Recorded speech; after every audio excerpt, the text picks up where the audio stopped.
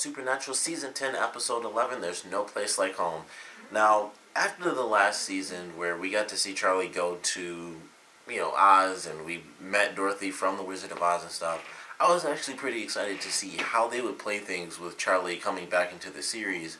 And I wasn't sure when they would hold off on doing that. I wasn't sure if they would do it where it was like, maybe this entire season would go by and they would come back to it, and maybe they would go, to Oz or something like that. Or, more realistically for Supernatural, as crazy as it gets, some more stuff from Oz would come to the real world, and technically that's what happened in this episode. But I didn't expect it to be this way, and I did enjoy the episode as much as it sucked that it was a filler episode, which I've mentioned pretty much for more than half this season.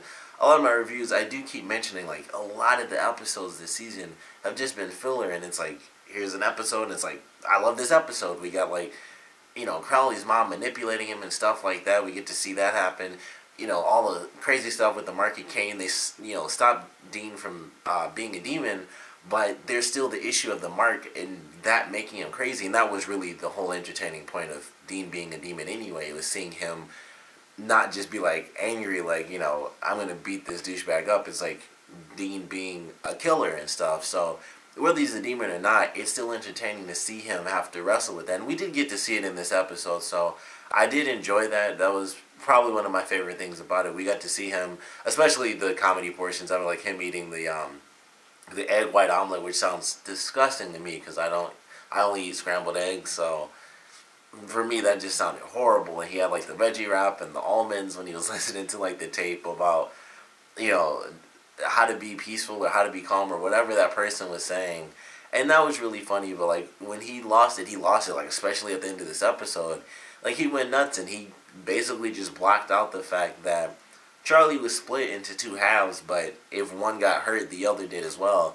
And he was just destroying, like, evil Charlie. He, like, broke her arm, and he was just pounding her face in when he had already won. She was on the ground, and he just kept going. And that's cool to see, just because it's some form of development for his character, showing that he's going through this struggle. And I really like watching that, where he's really trying. He mentioned early on in the episode, you could tell they hadn't had a case in a while. He had stopped drinking, like he mentioned, and he'd been trying to eat healthy and stay calm. And I think his biggest step really was just sleep as long as he could. So he wasn't doing too much to calm down, but he was doing everything he could, doing the the 3-step, 12-step program. So it was cool to watch that happen and to see him kind of fall apart in this episode, like, piece by piece, because Bad Charlie was really, like, an embodiment of the crazy stuff that he's going through and what he's trying to fight. But if he goes evil, then it's just because he kind of lost control. It's not because some magic spell split him into a good side and a bad side. Or, I guess in some way that is kind of what happened, but it was cool to watch that happen. And the stuff with Charlie, I did actually enjoy. I like the split personality stuff. Getting to see evil Charlie was, of course, way more entertaining than seeing good Charlie, because good Charlie was very similar to regular Charlie. So it was cool to see her fighting and stuff. The very first fight scene was definitely my favorite, when she did, like, the leg lock, and Dean was just like, crap. Like, he wasn't expecting that, because of course that was before they knew the split happened. So I really loved that. I thought that was pretty funny, and I was really curious to see what happened. I figured it had to be some sort of spell. I didn't think that she was actually split into two. I figured it was just that she was controlled by something evil, basically from the Wizard of Oz. So I enjoyed the episode. I thought it was pretty interesting. It did kind of suck we didn't get to see Dorothy. I actually really liked her character. In the last season, I thought she was actually a really cool character. So, excuse me. It's unfortunate that they kind of ended that storyline, because there's no way to get to Oz, and the only thing that'll happen, or the only way for something from Oz to come into the show, is if like Dorothy or one of the other characters actually left Oz and came to the real world, and maybe they would know how to get back. But for now, it seems like they kind of shut that storyline down, which really sucks, because even when they were in the bunker and that was pretty much it, I really enjoyed that episode. It was a great filler. I thought Dorothy was, like, a really cool character and stuff, and she was, like, she was like a pretty badass character, especially considering like the time period she lived in. It was like, she was able to stand up and, talk to guys how she wanted to, and it just made her character even cooler. So hopefully there's some way where we get to see her again in like a future season or something. But I did enjoy this episode. Because I went to a convention, I'm like a week behind, so the other episode actually came out today, and I didn't get to see that yet, of course, but it seems like it's another filler. I'm hoping it's not, but the big thing is that it's like, Dean gets turned into teenage Dean, and it could still work with the Market Kane thing. I kind of doubt it will, because that was kind of the preview, is that it's, teen Dean, but I would love it if somehow that did develop the characters, even if it ended up being a filler. I feel like that could probably do something really good for the chemistry between Sam and Dean. Not that they don't have any. I just think it would be really cool if somehow Dean being turned into his teen self did some crazy thing and unlocked some weird memory, some, cool little story that we never knew. Much like what we got in the last season when we got that big story of how Dean was in kind of that little foster home for I think it was like 3 or 4 months or something. That was one of my favorite episodes from the last season. So I would love it if, this episode ends up being that, and I'm going to have to check it out. Unfortunately, tomorrow I won't be able to do it tonight. But I'm excited for that. I hope that that's what comes out of it. But, it, like I said, it does seem like another filler episode. And we've passed the mark of, the mid-season finale. And that's kind of the worst thing about it. It's kind of scary going through these episodes. And this is 11.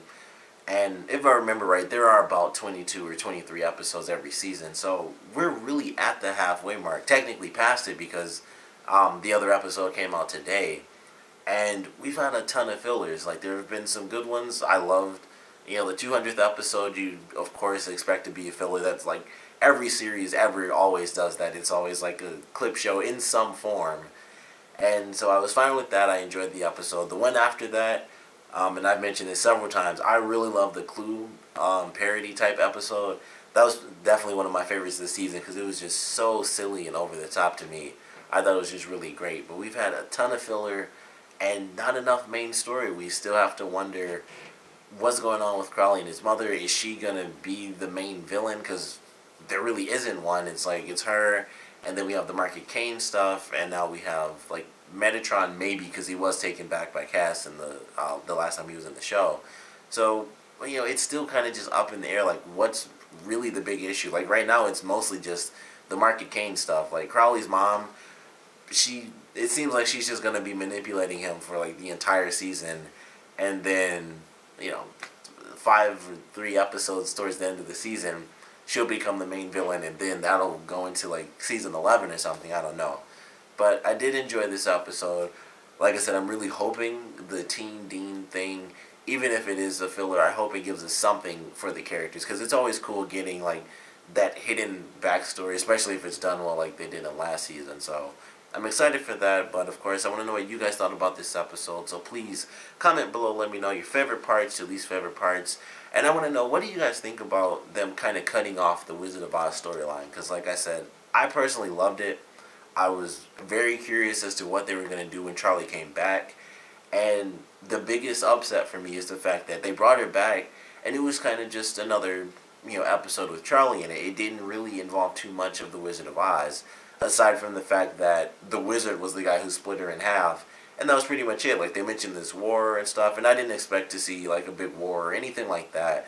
But they mentioned all this lore and stuff, and then by the end of the episode, it's like, hey, the key's broken, we can't get back, the wizard is dead, so, like, the evil version of this guy is gone now, and Dorothy's going to be fine, she won the war, and everything's going to be great, she won't come back. And so that kind of just ends it, and for me that really sucks, because, as I mentioned, I love that episode, I really like Dorothy as a character and how they wrote her. So, I want to know what you guys thought about it, whether it was good or not, so please comment below, let me know, and thanks for watching.